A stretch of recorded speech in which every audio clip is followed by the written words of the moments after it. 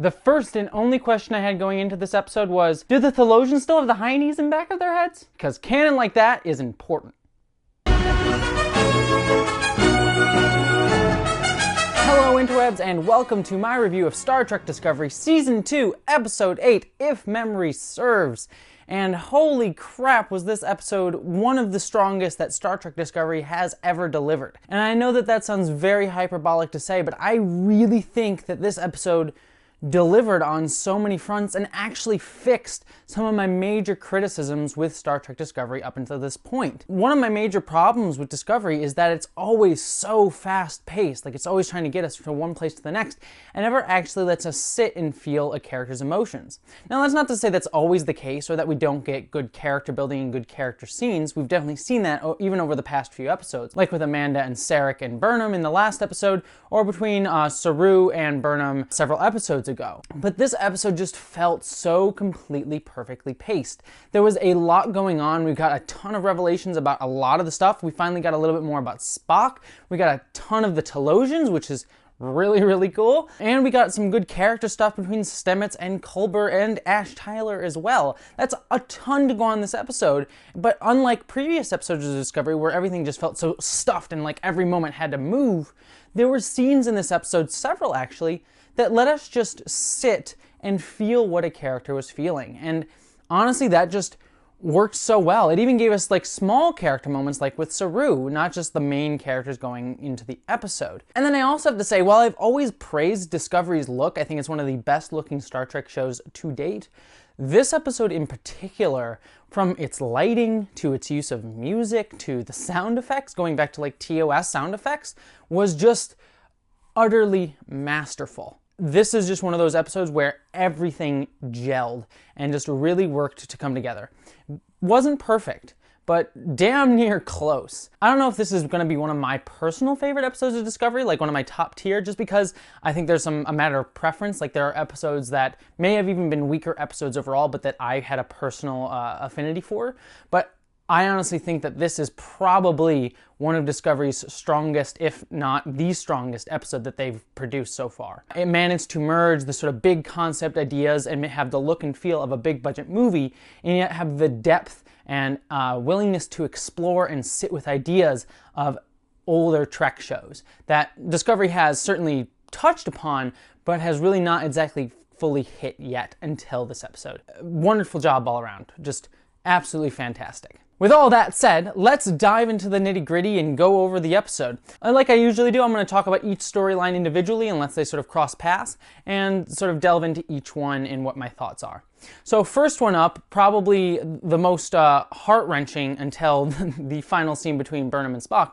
Let's talk about Stamets and Kolber. And so our first scene with Stamets and Kolber, they're walking down the hallway, and you can immediately get the sense that Stamets is just trying to go back to normal, and Kolber's really resisting that. I really liked that line where Kolber says something like, "You're always down in engineering, you're always working," and it really gets a sense that like he still has the same memories, he knows all these things, but really feels distant and very dissociated from it and very angry towards Stamets.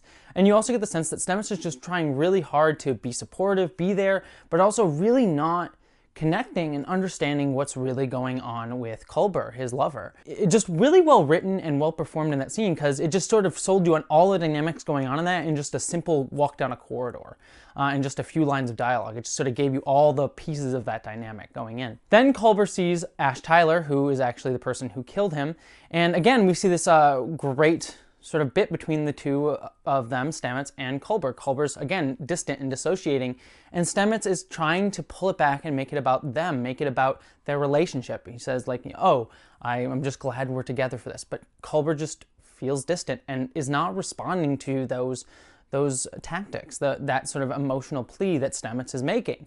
And again, it just, it shows you everything that's going on with them, well performed by both of them. It makes perfect sense. Like, again, while we do have this sort of sci-fi idea that Kolber is in a whole new body, it really reads as PTSD and disassociation. When you talk with people who have gone through disassociation and forms of PTSD, they really feel like they don't have control over their body, especially people who have gone through some sort of abuse, physical or sexual. They really don't feel like their body is their own, and Kolber is literally going through that right now. And Stamets just trying so hard to make things normal and trying to be supportive, but not understanding that the person that he is with is just fundamentally different. It's a really, really great sci-fi storyline, but that also speaks to something very real that is very hard and something that honestly Star Trek has not really ever done well. Star Trek has certainly touched upon themes of sexual abuse in the past, all the way back to TOS, where in the episode where Kirk splits in two and assaults one of the female crew members. And then we also got it again in like episodes like Star Trek Voyager, where 7 of 9 was sexually abused. But really, those episodes really fall short and really sometimes even blame the victim or ignore the victim and don't really delve into it really well. But this episode really is starting to really showcase PTSD. And we've gotten that even before with Ash Tyler, which is why I loved the scene between Culber and Ash Tyler, because you see them go and confront each other, and Culber is just flipping over tables, and then they have this big confrontation, which makes perfect sense, and Saru decides to let it happen, which when I was watching the scene, I'm like, I don't know if I buy Saru letting that happen. But then they have another scene afterwards, which I'll get to, that sold that for me, which again, goes to show how much I really love this episode. I'll talk about that in a second. But I love the fight between Kolber and Tyler, because Tyler basically says, you know, Kolber says something along the lines of, I don't even know who I am anymore. Wilson Cruz plays that so well because you realize that that's a realization to himself. He's just realizing it at that moment. And then Tyler looks at him and says, who do you think you're talking to? And you get this sense that even though Tyler was the one that harmed Kolber, Tyler's also the one that understands Kolber the most, because Tyler has also gone through PTSD and feeling like their body isn't their own. Again, using this really cool sci-fi concept to talk about something really real and actually connect these two. And it also has these really cool ideas about how abuse begets abuse and how trauma begets trauma. Tyler's trauma ended up causing him to harm Kolber, kill Kolber, and ended up having Kolber having trauma and changing who he is, which eventually goes and hurts Stamets.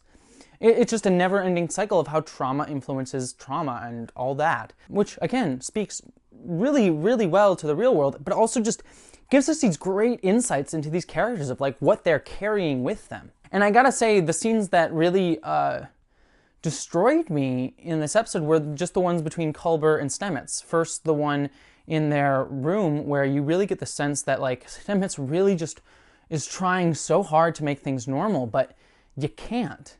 I loved that little call out of Kolber being like, oh, you didn't get rid of my stuff, and Stamets just trying to glance it off and be like, oh, I just didn't think it was time. And you felt in that moment the weight of having how he was trying to deal with losing Kolber, but is now just trying to ignore that, but you can't. He went through a trauma as well. Stamets went through a trauma as well, and he cannot ignore it. And I think that's what Kolber is reacting to. Seeing that Stamets is just trying to make things go on as normal, try to have what they had, and they can't. And I really hope that going forward, they'll be able to find each other again, but with the understanding that what they have now is different from what they had before. It's never going to be the same. And that's not a bad thing necessarily, that they can grow and evolve and have their relationship change, but it's never going to be the way it was. And I think that's what Kolber's trying to figure out. Not just who he is, but like, how can he be with this person who's not recognizing that things have changed? Just brilliantly written, brilliantly acted. Anthony Rapp's A Miracle scene really hurt, because you see that Stamets really is like, this is a miracle, and I'm trying to treat it that way, and Kolber doesn't see it that way. And just, you feel the pain on both sides of this relationship, and how much they both feel so strongly about it. It's just so well done. I'm so ecstatic about it. Oh, and one other thing I should note is I also like the touch that Ash Tyler was eating alone again in the dining hall, kind of recalling back to season 1 where Ash Tyler had to eat alone again too, and people sat with him, but now he still feels distanced from the crew. So I liked that little small hint. I also like the little cleaners coming up and cleaning the room. It felt very like something that would be on a Starfleet ship. It explains like who's the janitor on this ship. I loved Culber's line, I'm not letting anyone fix things that I can feel. Again, such a brilliant line, and again goes to PTSD. It's like you feel dissociated, you don't feel anything.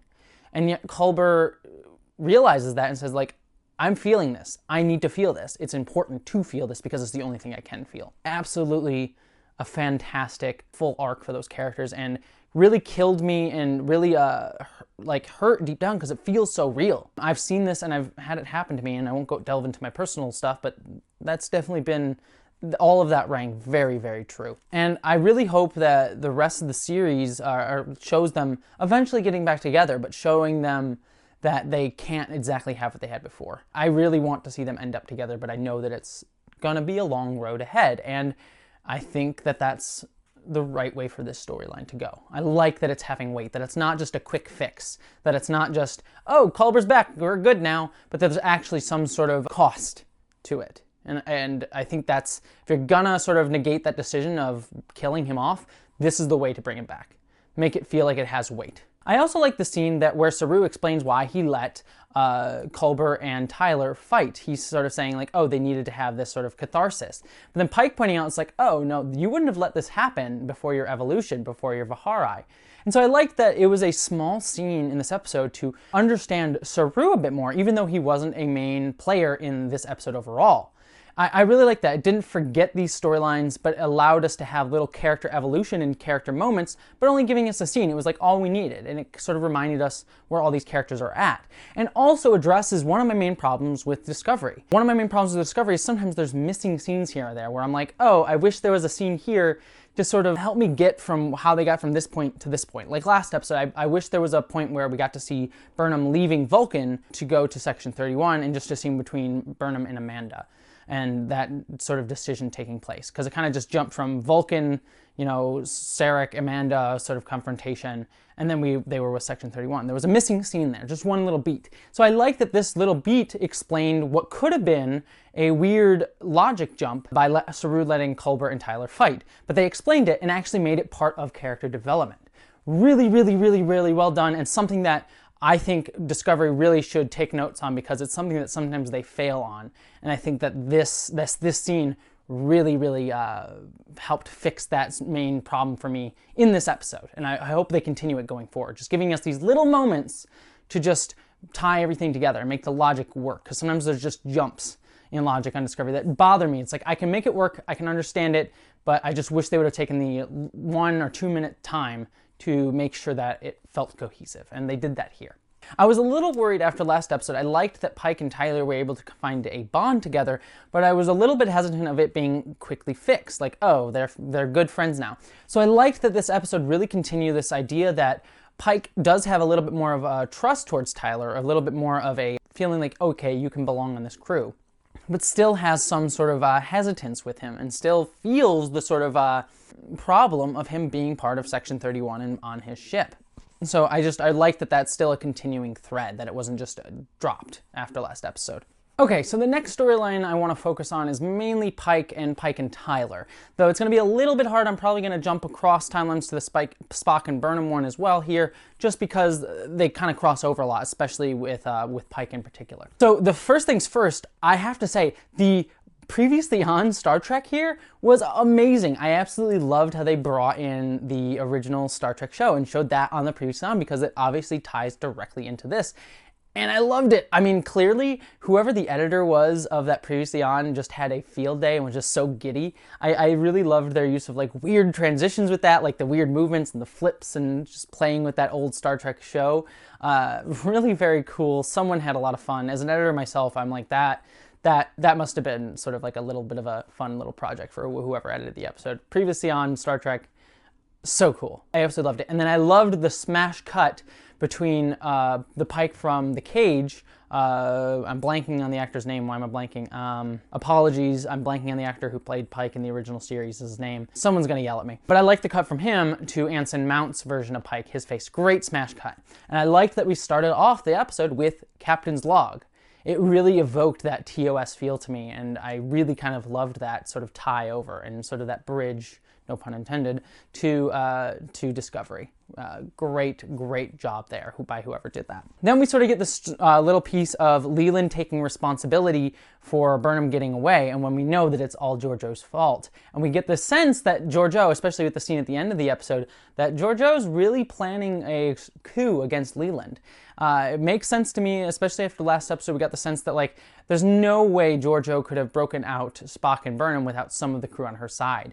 So we get the sense that Georgiou has a lot of people on the crew on her side, and even the leadership of Section 31 not trusting Leland. In that brilliant scene where they sort of like turn to Georgiou and listen to her thoughts over Leland's. Great job, and I'm really interested to see where that dynamic goes between Leland and Georgiou, because they're definitely setting up some sort of coup by Georgiou on Leland just for her to gain control. And fits really well with her character being this mirror universe conniving person. And I like how it's setting up the idea of Section 31 going down a darker path and explaining why they are not affiliated with Starfleet anymore at the beginning of Deep Space Nine. Back with Pike and Tyler, Pike confronts Tyler about, like, what was your relationship with Burnham, and I like how Tyler sort of admits it after Pike says, I'm giving you the benefit of the doubt, you need to give me the benefit of the doubt. Shows Pike being this great negotiator. Something, again, I think is lifted from Picard. Picard was always someone who was very good at talking to people and smoothing out their sort of relationships. It makes me very excited for the Picard series. If this is how they're treating Pike, I'm excited to see how they do Picard, because I think they'll do him very well. And I like how Tyler says, you know,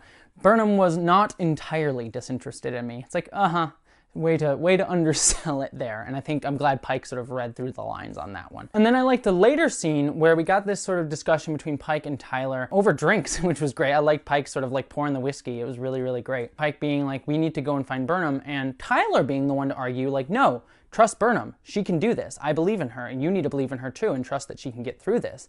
And I like that sort of back and forth. It rang true for both characters, that Pike would want to be like, I want to be the man of action. I want to go in and save them. Tyler's like, no, trust Burnham. It made sense that both of those characters would be arguing those positions. Just really well done in building up that character development there. And I liked, again, there's these little hints of like Pike still distrusting Tyler. I liked this line where Tyler's like, Spock could be capable of anything. And Pike basically saying, I believe that about you, but not about Spock. And just a great little like dig at Tyler, that Tyler has to be like, yeah, I see your point. And especially coming off the scene between Kolber and Tyler, you really sense that feeling of like Tyler's really reminiscing about, like, yeah, I killed the dude.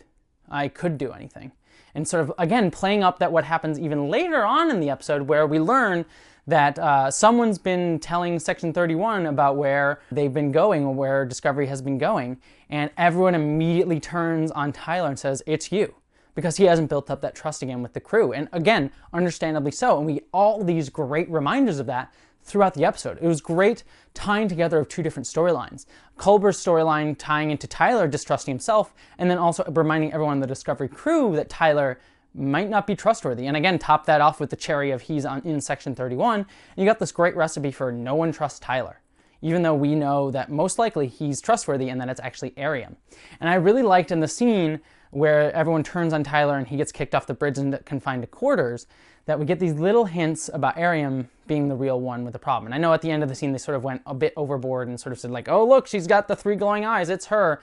And I understand why they did that. They had to give us this reminder and this sort of continuing storyline. But earlier in the scene, I liked how we always got these small hints to, it's actually Arium, remember her. Pike calls to Arium to make them do the spore drive jump. When the camera turns to Tyler when he's being accused of being the one that betrayed them, you have Arium working in the background. It was really great subtle nods to Arium's the one that did it, not Tyler. Thought that was just really great, subtle, effective camera work that unfortunately was kind of undone by the fact at the end of the scene where, you know, they make the big point to say like, oh look, it's Arium who's doing it. But I liked that sort of like tension and sort of way to clue the audience in on and make us feel more clever than everyone else in Discovery, basically being like, hey look, it's Arium, you remember that. It was just well done.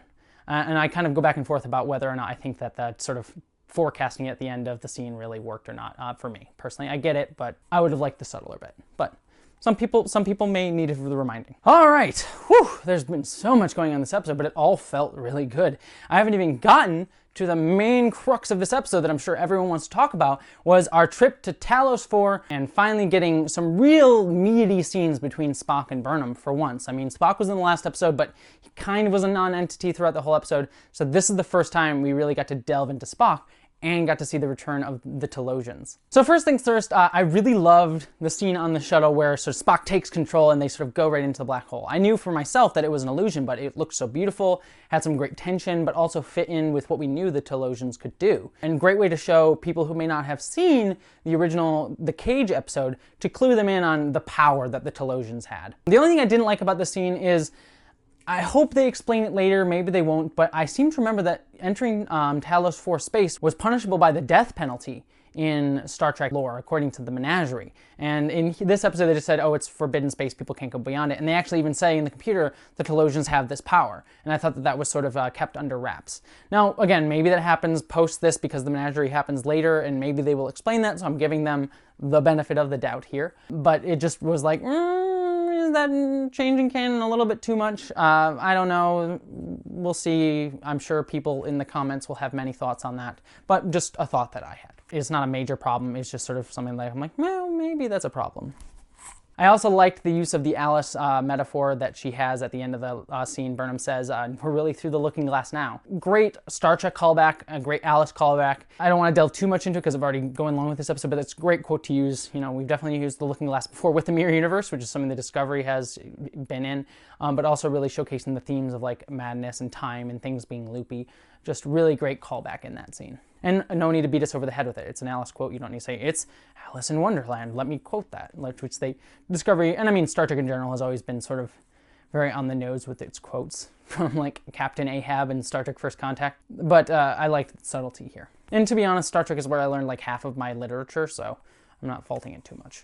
When we finally got on the Talos IV planet, I really liked the use of the old sound effect for the plants. You know, that the old like original series sound effect for the plants and Burnham touching it and it stops the sound. That was a cool little callback, really fun and playful and sort of engaging my nostalgia drive in a way that didn't feel overly done. This is cool little like Easter egg thing here that will mean a lot to somebody who's watched TOS, but if you haven't, it's just a cool fucking plant that she's discovering. Like, that's cool too. And then we get to see another TOS character, Vina, find Spock and brings them to the Talosians. I wish I had rewatched The Cage before this episode. I didn't. It's been a little bit since I've seen it, but I liked the use of Vina in this episode and how they sort of played her up with Pike later on in some really, really great scenes that sort of foreshadow what's eventually going to happen to Pike later on in the original series in the episode of the Menagerie. Spock was playing the strong silent type for a big part, but when they beamed down to the Talos area, I really liked that cool waterfall look. I liked it had this sort of creepy, dark vibe.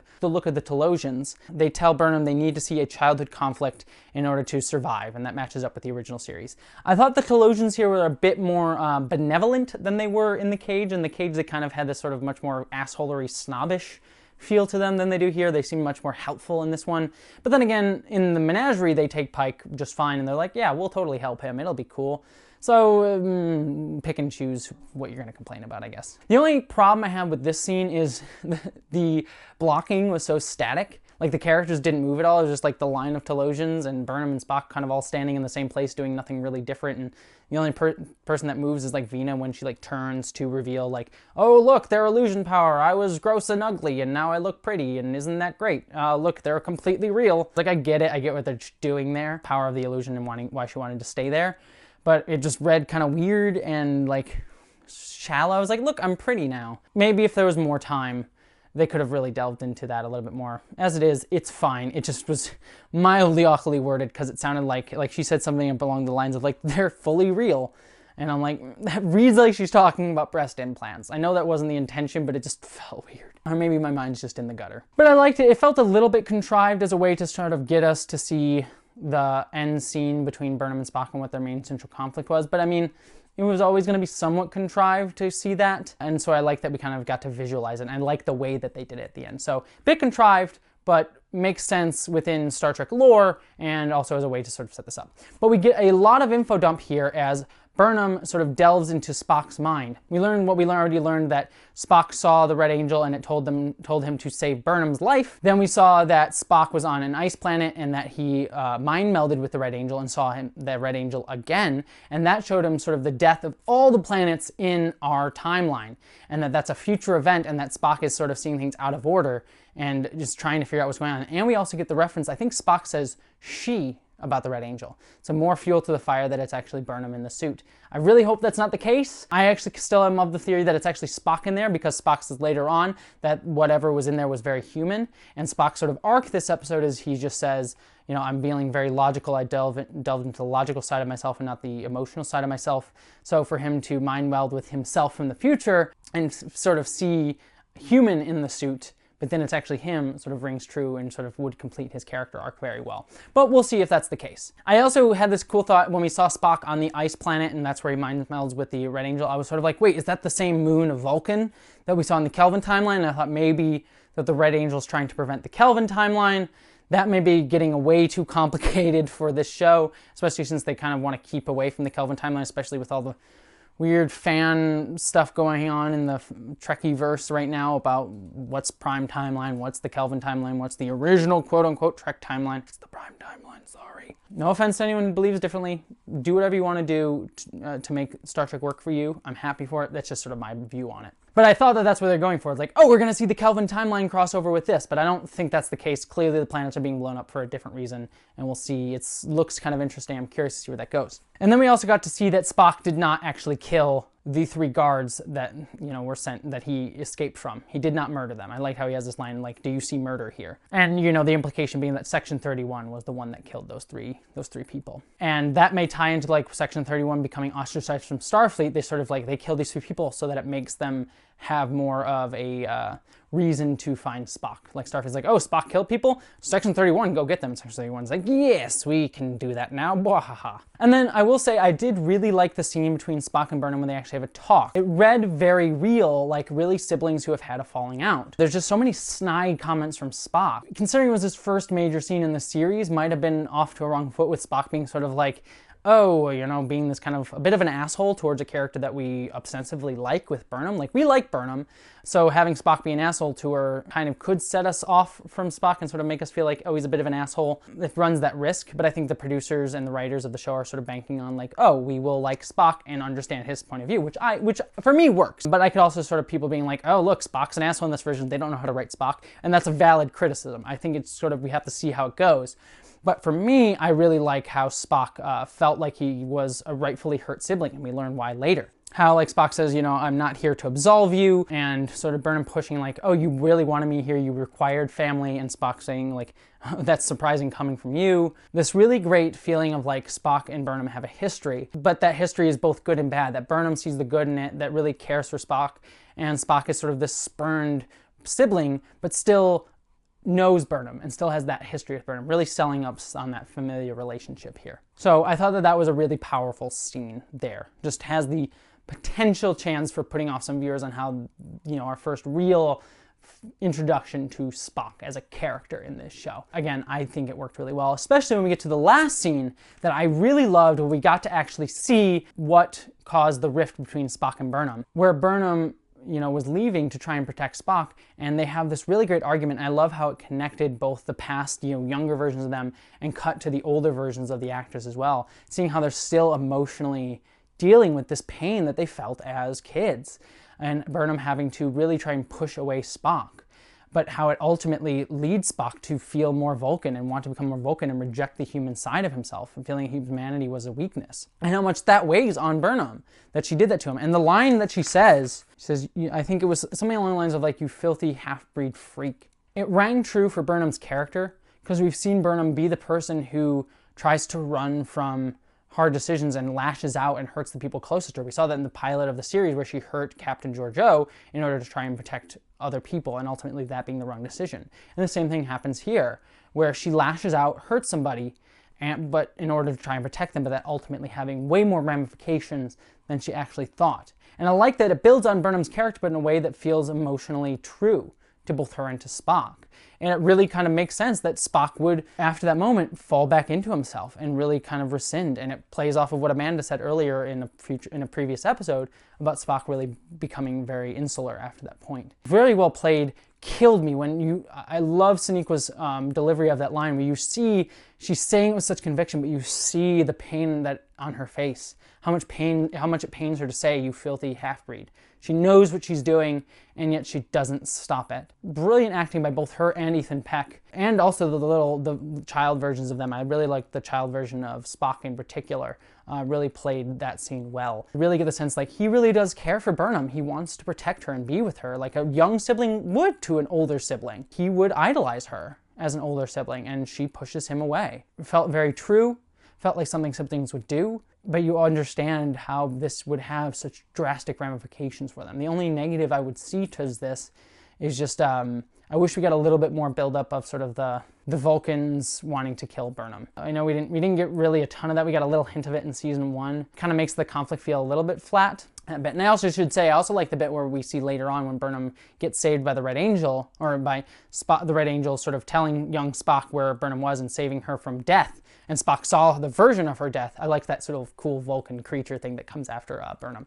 Very cool design there. Also, when you read it in the context of this final scene, you understand how much that hurts, how much that has to hurt about like Spock feeling betrayed, and yet he still decides to save Burnham. He could have let her die. She said something horrible to her, or to him, and yet he still chooses to save Burnham. He could have chose to let her die out there. I would understand if he did. It wouldn't have been the right choice, but you could understand why he would want to let her die. But he doesn't.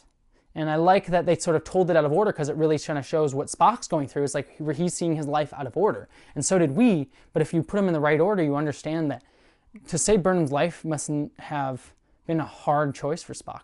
Ultimately the right choice, easily, but for a young child to come to that sort of realization, like I need to save her, shows great depth of character for Spock, even at a young age, and I really kind of like that development. I'm just going to kind of wrap out the rest because I've already talked for a bunch, because this episode was jam-packed, but really worth this meaty discussion. Section 31 shows up, they have this confrontation, we have these great scenes between Spike.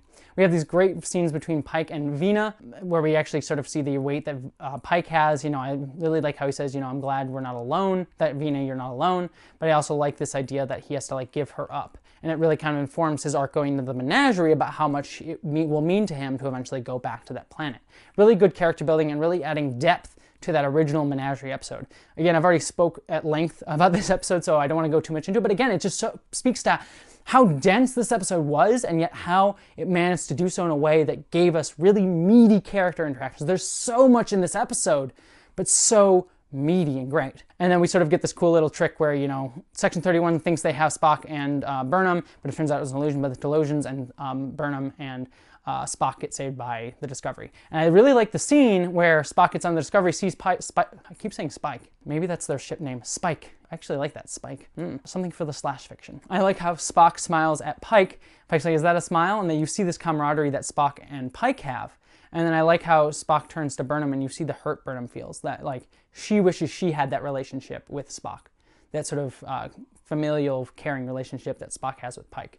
Really great, and really kind of shows the dynamic going between all of them there. Especially since they've been playing Pike up as this big father figure throughout the season. He feels like the dad that all of us would want, and I kind of see like Spock and Burnham kind of playing a little bit of his children's in that sort of dynamic. And I really kind of like the sort of affection of the father thing, so maybe that'll play out later on. But overall, one of the strongest episodes of Discovery. I'm going to quick wrap up here. Like I said, everything I already said before kind of really says what I said about this episode. Really dense, but really, really strong. Felt like it actually gave us every piece that we needed. Slowed down the pace, but still really jam-packed a ton of really cool science fiction ideas in there. And then using science fiction to tell really good character stories. To talk about really strong and darker subjects that we deal with as humans in our everyday life, but taking it into a sci-fi concept and really making us sort of think about it as something separate, so that we can kind of have this sort of like a distanced look at this idea. Really very Star Trek, but really looking at really core emotional values. It's not just big social issues, but emotional and traumatic issues as well, which is something that Star Trek has not done really well for years. And so I'm really liking that they're sort of applying the Star Trek mindset to something new and adding a lot of nuance to it. Very well done, strong episode. Thank you so much for watching this review. If you liked this review and want to see more of my weekly reviews of Star Trek Discovery, or sort of my weekly analysis of Star Trek and other geek topics, as well as LGBT topics as they relate to geek culture, please consider giving my channel a subscribe. I'd super appreciate it. It would mean a lot to me. To everyone out there, I've gotten a ton of new subscribers recently, and that honestly means a lot. I'm really so excited to see this channel grow, and I'm really excited to see you guys along for the ride. It's been really great great to see, and I really love the discussions that are going on in my comment sections. Like I said, I love Star Trek Discovery, but I understand that there are people out there who hate it. So as long as we are always respectful of each other's ideas and principles, like no one hating on each other, but really just talking about the show in our love of it or hate of it or critiques of it, that's what I want to encourage. Please, if you hate Discovery, please come here. I'd love to hear your thoughts, love to hear your discussion, as long as it's always respectful of everyone's opinions and thoughts. And that's what I want this channel to really be about. So thank you for everyone for coming along with me on this journey. And until next time, live long and prosper.